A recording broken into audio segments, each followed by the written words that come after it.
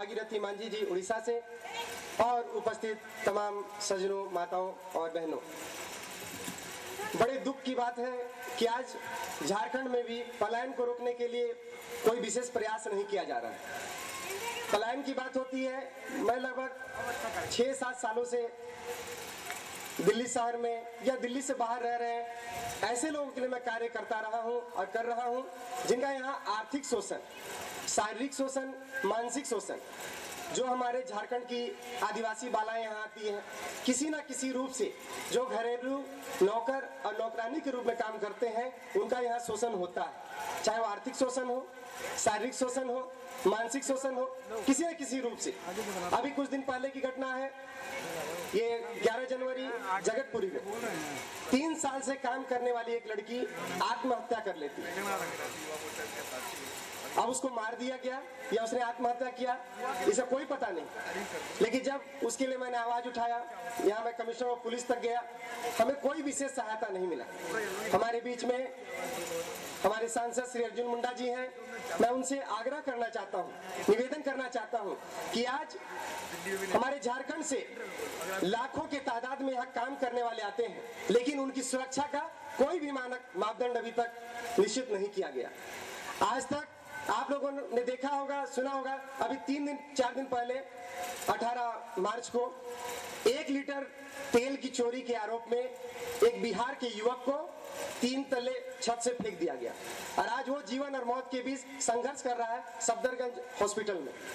लेकिन उसकी आवाज को उठाने वाला, उसकी सहायता करने वाला कोई नहीं। जब चुनाव का समय आता है, लोग तरह तरह की बातें कहते हैं, बहुत सी बातें आती है, लेकिन उनकी समस्याओं का समाधान नहीं हो पाता। मैं माननीय अर्जुन मुंडा जी से निवेदन करना चाहता हूं कि आप हमारी जो समस्याएं हैं, हमारे झारखंड की हो, बिहार की हो, छत्तीसगढ़, उड़ीसा या अन्य किसी भी प्रांत की, सबकी जो समस्याएं हैं, जिनका यहाँ शोषण हो रहा है, यहाँ के जो प्लेसमेंट एजेंसी वाले हैं उनके माध्यम से भी शोषण होता है, यहाँ जो संस्था के नाम से है उनके माध्यम से भी शोषण होता है, यहाँ के जो लोग जो काम कराते हैं उनके माध्यम से भी शोषण होता है, तो वो शोषित हो रहे हैं। आज पलायन रोकने के लिए झारखंड में क्या करते हैं, रेलवे स्टेशनों में जाते हैं, लड़के लड़कियों को पकड़ लेते हैं, एजेंट को अंदर कर देते हैं।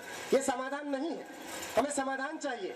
मैं जिस हमारे मुख्यमंत्री मधु कोड़ा थे, उनको भी मैंने लिख करके दिया था बहुत सी बातें। ऐसे लोगों के मैंने 5000 ऐसे लोगों के विषय में लिख करके दिया था जो 10 साल, 5 साल, 6 सालों से दिल्ली में बिल्कुल बंधुआ मजदूर की तरह काम कर रहे हैं, लेकिन उनका दुख दर्द को सुनने वाला कोई नहीं।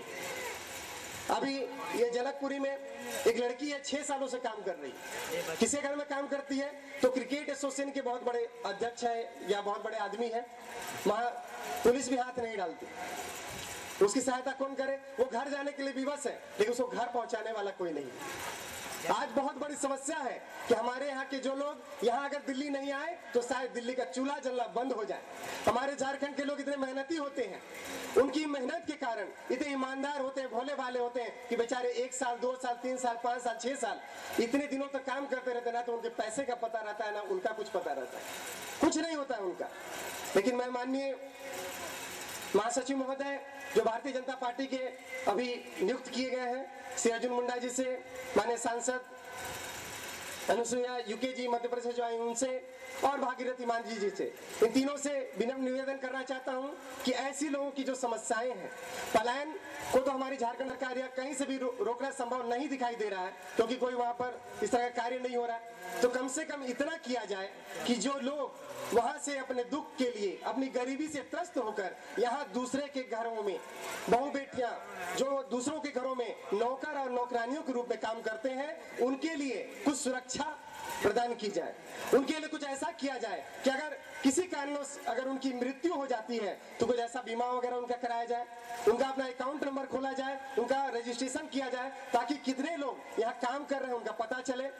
बहुत से ऐसे लोग हैं जो मर जाते हैं और उसको करार दिया जाता है आत्महत्या। तो मैं निवेदन करना चाहता हूँ कि ऐसे लोगों को सहायता प्रदान करें और आपके माध्यम से विधानसभा में, यहाँ के राज्यसभा में एक प्रस्ताव पारित किया जाए ताकि जो बाहर के लोग हैं उनको यहाँ पर सुरक्षा प्रदान हो सके। इन्हीं चंद बातों के साथ समय की अधिकता को देखते हुए मैं अपनी वाणी को विराम देता हूँ। धन्यवाद।